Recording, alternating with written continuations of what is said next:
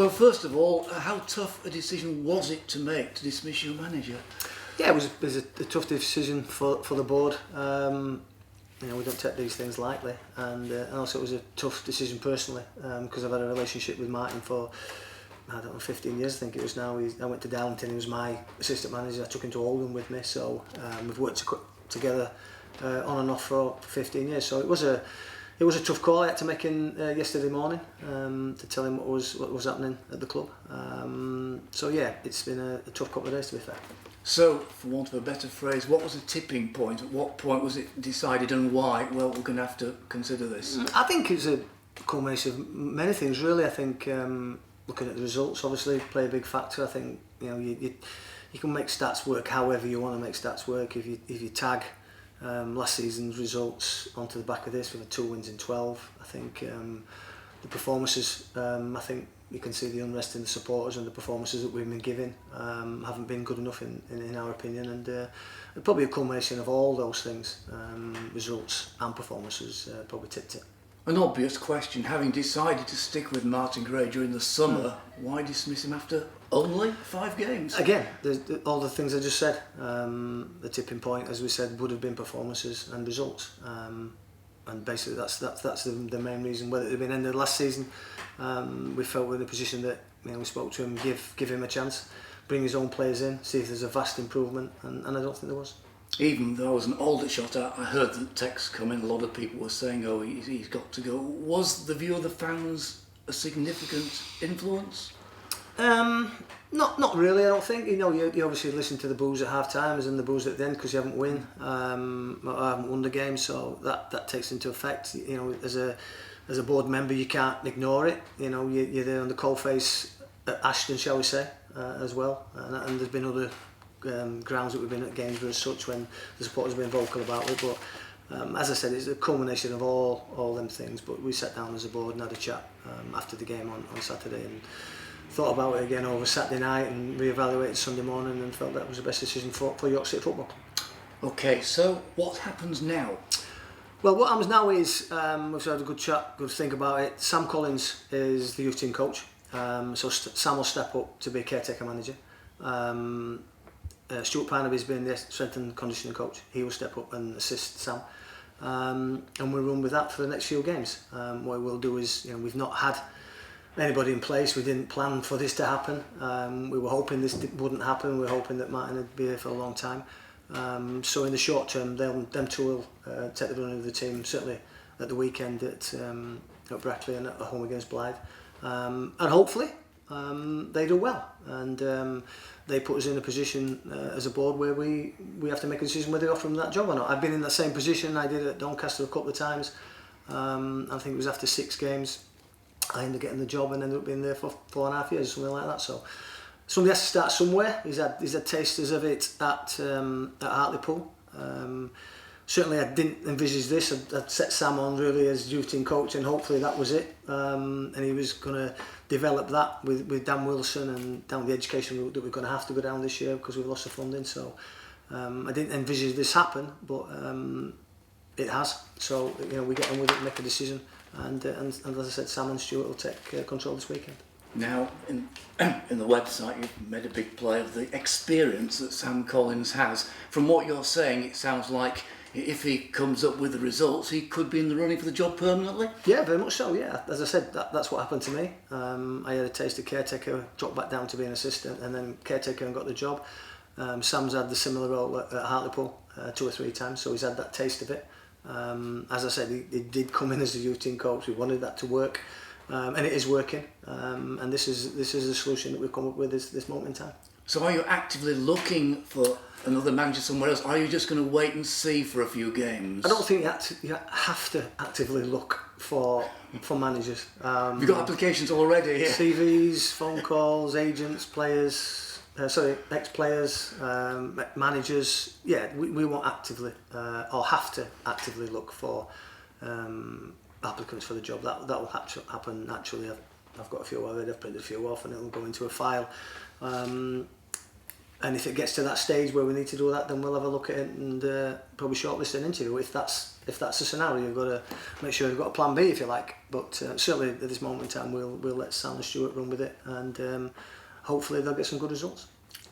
So where do we go now? I mean, Brackley, very Saturday. often, yeah, and very often in these situations, you know, the world seems to be against us. People pull together.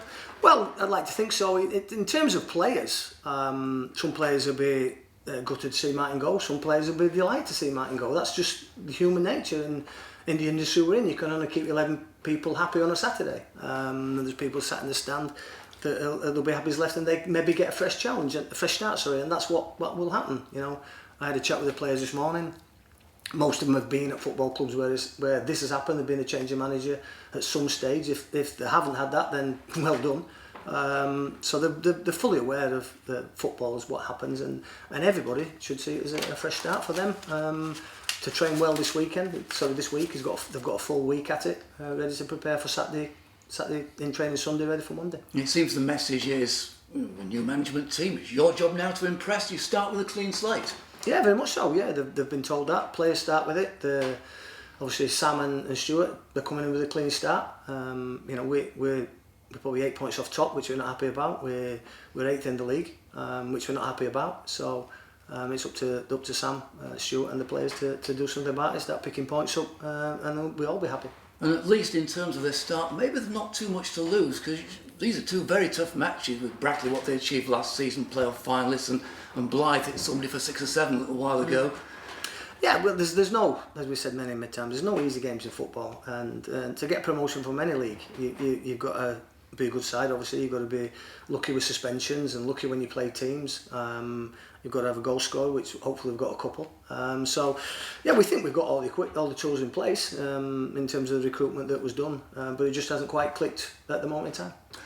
Finally, I mean, how do you actually feel in your heart at the moment, Dave, with what you've had to do? Yeah, it's knocked me, to be fair. It wasn't, as I said, it wasn't a nice phone call to give Martin and Sean yesterday, but it's life, it's football. You're in this position, I'm in the moment to give that. So it had to be done. But as I said, Martin took it reasonably well. He's not is realistic, shall we say. He knows the way football's been in. He's been in it a long time as a player and as a manager and as a coach. So he knows the way it works. Players know the way it works, and supporters know the way this works. The expectation level at this club is to be right up there. No two ways about it. So we want to try and get back to that. Great stuff. Okay. Are you keen to keep Stuart Parnaby involved? Yeah, I mean, not been much fanfare about his arrival, but no, he's I got think, a fair pedigree, hasn't he, as a player? But we had a strength and conditioning coach last year, sort of part-time, and Stuart's come in that. We sort of slightly rejigged it, with, instead of having 2 physios, one for the youth and one for the first team, the pro, shall we say, we went with one physio that's just going to be in the treatment room as such, and then Stuart was going to do the prehab and the rehab, and as soon as they can run on the outside, then he'd take them and that, he'd do the warm-ups for training and matches. Does he want to stick in that area, or would he like? No, I think you know that, and just going again purely by coincidence that Stuart would have been at Hartlepool with Sam, and I think speaking to them when they did take caretaker manager at Hartlepool a couple of times, he would have been with him. So they've got that relationship already. So that's that working relationship's already there, I believe. So yeah, we want to shoot just speaking to the players, and in the last 6-8 weeks, they're pleased with the professionalism and his this manner and his way about the club, and are pleased with what's happening with him. Yeah, you don't intend to earmark targets in particular, because I know that's happened in the past, obviously with Martin. For managers, very quickly. Not at all. As I said, emails are coming in, phone calls from agents and players, and vast many. But we as I said, we haven't put an advert out there. We aren't actively looking to recruit. Obviously, we've got to be mindful of what might be out there, and people are making themselves known that they are available or would be interested in the job.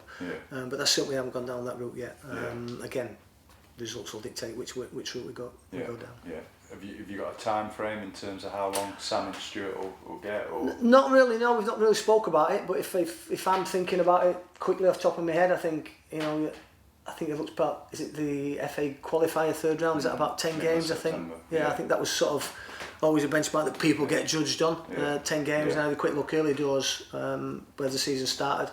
There's a couple of weeks break in there, because I've been on that merry-go-round, I've been knocked on it and jumped back on it at times, so I'm fully aware what happens in clubs. So I would imagine that that will probably give them another 5 games, so we might just sit down and take stock then, really. But it'll be an ongoing thing, and results based, I think. Results based and performance based, because see, you can play really badly and nick a win, and you can play really well and get done with a fluke goal against you or a referee's decision against you. So very much so, yes. But again, points is a big thing. Yeah.